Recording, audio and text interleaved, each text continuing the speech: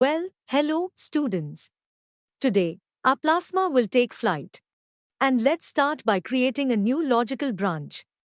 Let's name it plasma. You can immediately attach it to the plasma object.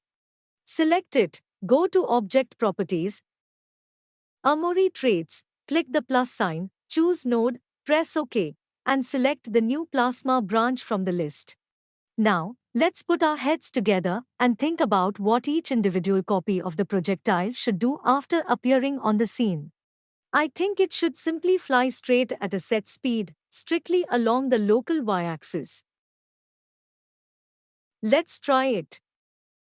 For this, we need only two blocks: on update and translate object. You can leave the object field in the translate object block empty since this branch is attached to plasma. In the second field, which relates to the y-axis, enter the value 0.1. Let's check what we've got. And here's what we've got: the projectiles are flying strictly upwards, regardless of the rotation angle. This is because we forgot to switch to local axis. Just check this checkbox. Let's take another look. Now everything's great. That's better. Now, tell me, where do our projectiles go after they disappear from view? I'll tell you.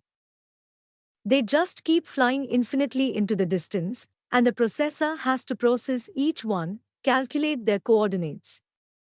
And every second, you're adding more bullets, and sooner or later, your processor will choke. So we need to timely remove unnecessary objects from our memory.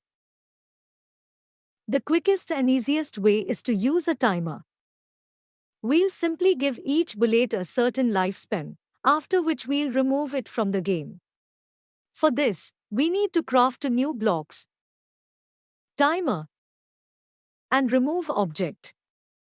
In the timer, set the value to 1. The repeat checkbox is not needed. In the remove block, turn off the two checkboxes for children. We don't need them. Let's run the game. We see that the bullets disappear before reaching the edge of the screen, exactly 1 second after spawning. Now we know the scheme works. Let's increase the interval to 3 seconds. Now, the projectiles have enough time to fly across the entire screen. Somewhere beyond the screen's border, they disappear forever. Let's experiment with the firing rate. Suppose, after starting, the default firing rate is 3 bullets per second. But then, let's say we pick up an upgrade, and the firing rate increases to 5 bullets per second. We get more firepower. For this, we need a variable. Let's learn how to create and modify local variables for objects. Select the base, go to Object Properties, find the Properties window. It's currently empty. Click the plus sign. Since the firing rate is a value for the timer block, we need fractional values, so select float. Now we have one variable named myProp. Let's rename it to fire rate. Change the value to 0.3. Go to the player fire branch. Find the timer block. Now, instead of a fixed value, we should insert our variable. For this, get a new block, get object property. Leave the object field empty, because we are referring to ourselves. In the property field, we should enter the name of our variable.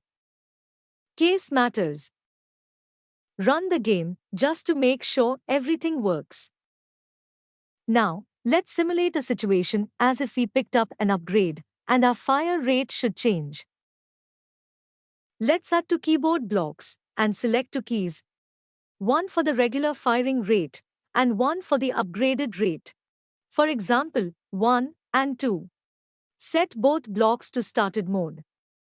Now we need another block that will override the current variable value. It's called setObjectProperties. Specify the variable's name. Connect a float block to the value input and enter the desired value. 0.2. Copy the blocks, connect them to the second key, and change the value to 0.20. Run the game and try changing the firing rate using the two new keys. Perfect. Well, that's it for today. Let's take a break. Goodbye for now.